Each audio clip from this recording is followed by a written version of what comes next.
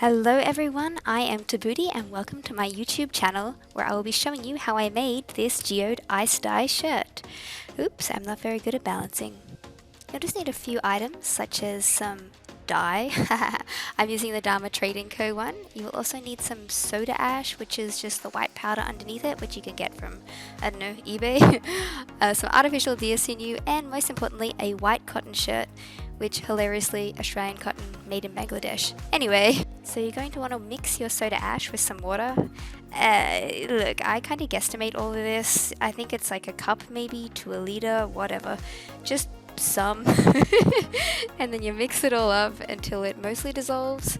And then you're going to want to soak your shirt in it for a period of time. Look, again, I kind of guesstimate. I usually just leave it in there until I remember to take it out.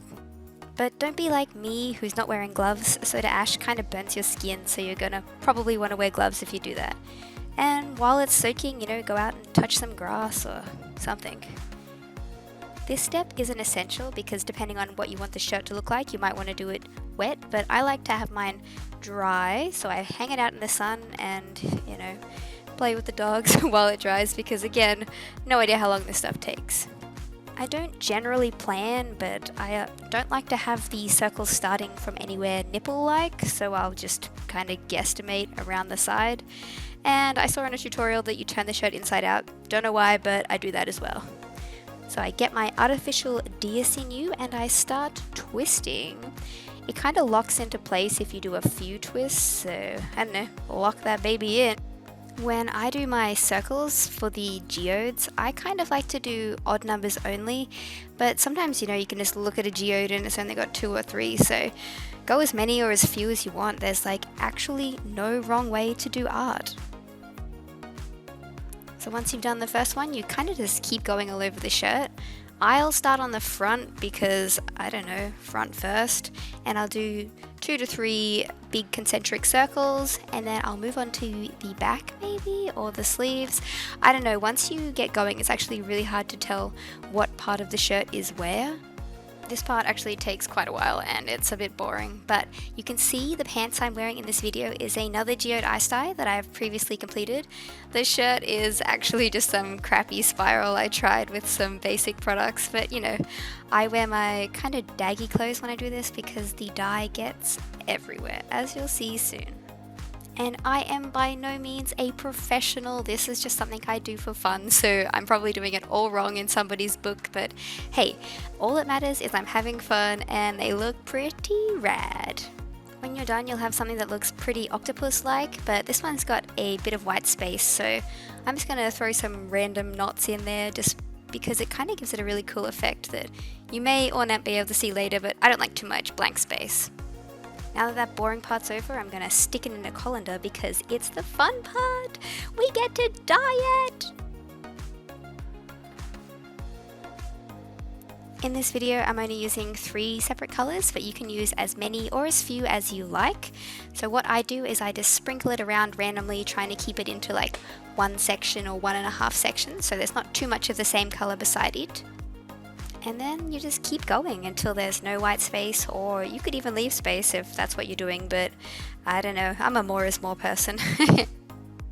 If you happen to be a pro dyer, be sure to leave me some tips in the comments below because I would love to hear how to improve this hobby of mine or even just learn some cool new techniques. So yeah, let me know, I'm down to try it. And then once you've finished sprinkling on your colour to the desired amount, be sure to sprinkle a generous helping of soda ash on top because this will really help it lock in the colour. Maybe? I don't know. Just do it. And now for the ice part of the ice dye. So you're going to want to sprinkle the ice on, be pretty generous, and give some spare ones to your dogs because for some reason dogs love ice, especially Maple. She just can't get enough of it.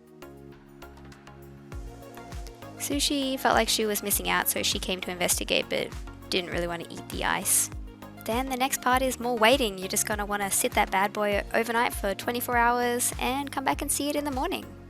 Because you're working with fine powders, I would do this in a well-ventilated area, otherwise wear a mask because no one wants to breathe that crap in. And you can see here the colour's starting to take shape! Woo! You can go touch some more grass while you wait, but after 24 hours, it is finally time to rinse it out. Again, I forget if you're supposed to do this with hot or cold water, so I kind of just spray it a bit with cold, spray it a bit with hot, because, I don't know, it all works out in the end. You'll just want to do this until the water runs pretty clear, or until you get bored like I do, which isn't very long.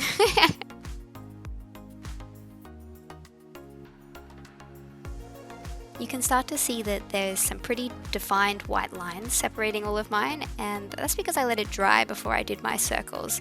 If you didn't want them to be quite so white, you could just do it when it's a bit moist, and then the color would leach into it. I assume. Look, I'm not an expert again.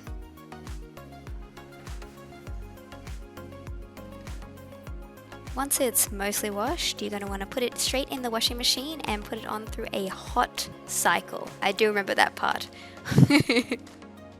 Then you can hang it out to dry, and voila! We have one freshly tie-dyed geode shirt. Thank you so much for watching my first ever YouTube video. I hope you liked it, and if you did, be sure to subscribe and like and thumbs up or whatever it is you do here on this platform, and I'll see you next time.